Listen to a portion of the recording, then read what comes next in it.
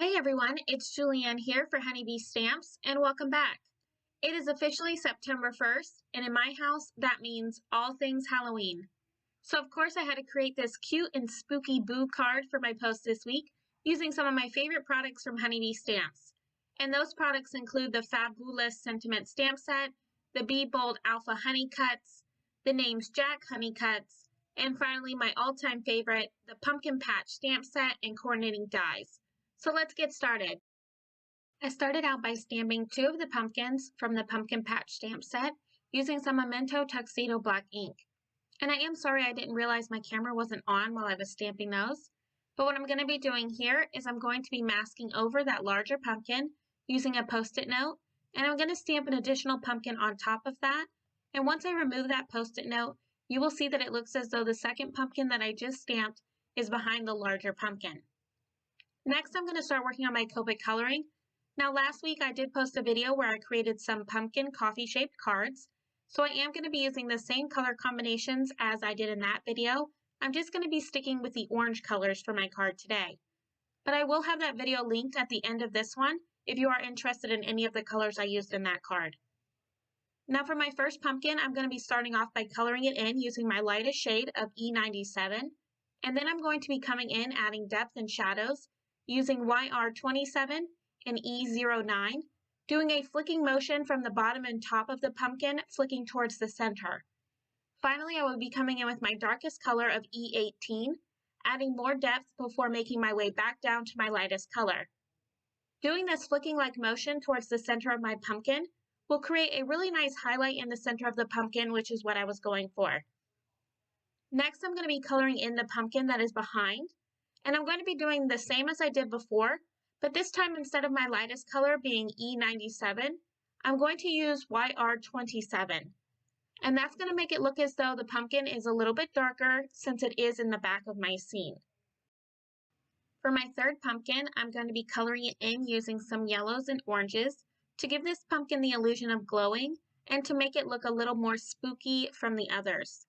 Now I'm going to be doing the same process as the other two pumpkins with my coloring, but I'm going to be using Y17 as my lightest color, YR15, YR04, and YR07 as my medium shades, and finally YR18 as my darkest color.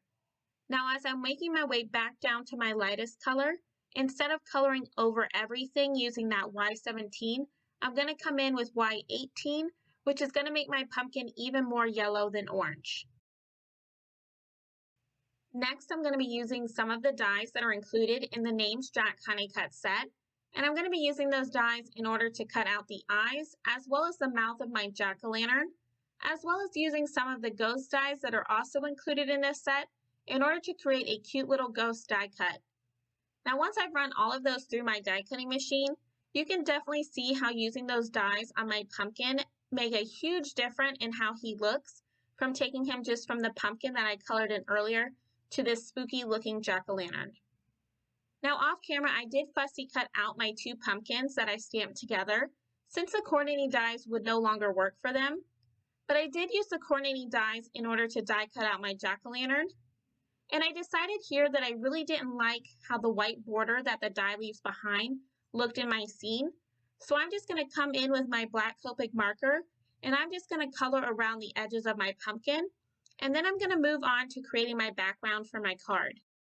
For my background, I'm going to be using a spiderweb stencil that I had in my stash.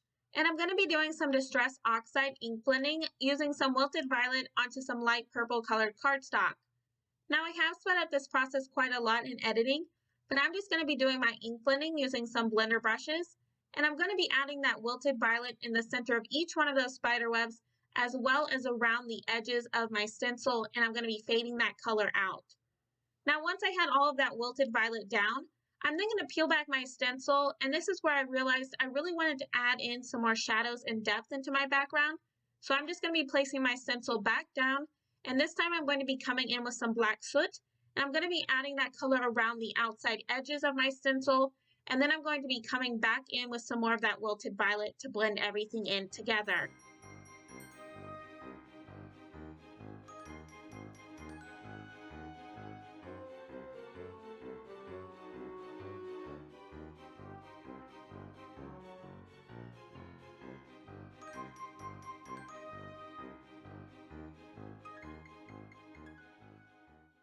Next, to make my background even more spooky and Halloweeny, I'm going to be placing my background in my splat box, and I'm going to be splattering some distress paint and black soot as well, and I'm going to be splattering that all over my background.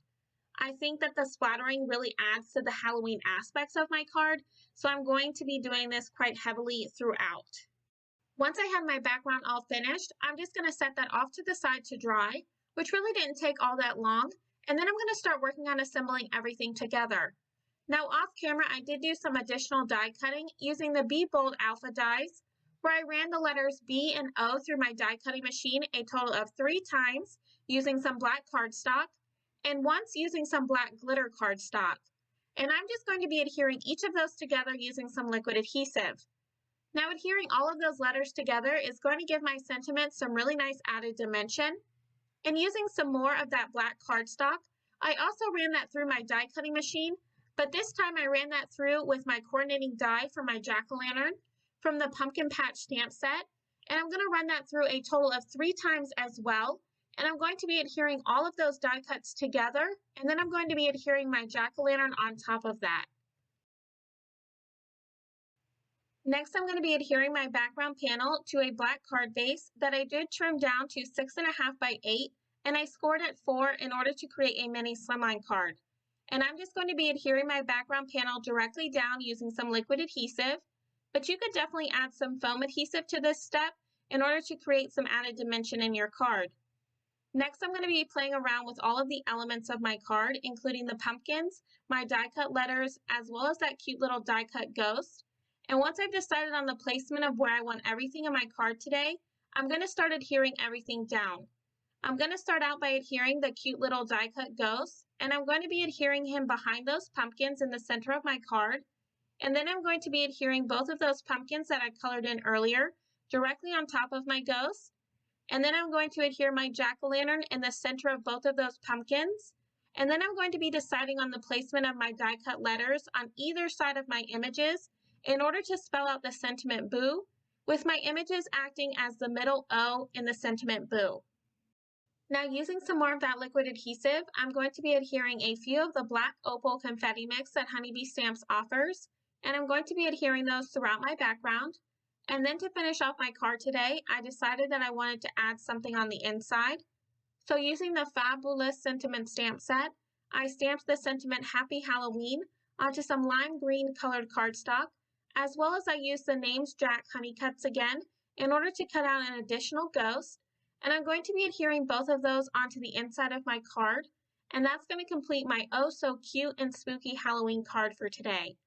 I just love how this card came out, and I hope that you do too. Let me know if, like my house, you start decorating for Halloween as well. I would really like to know all of the Halloween lovers out there. And I want to thank you all so much for stopping by and spending some time with me today. If you liked this video, make sure to give it a thumbs up, as well as subscribe for even more card making ideas. And if you are interested in any of the supplies I used today, they will all be listed and linked down below in the description box. And as always, I hope you have a wonderful day, and happy crafting!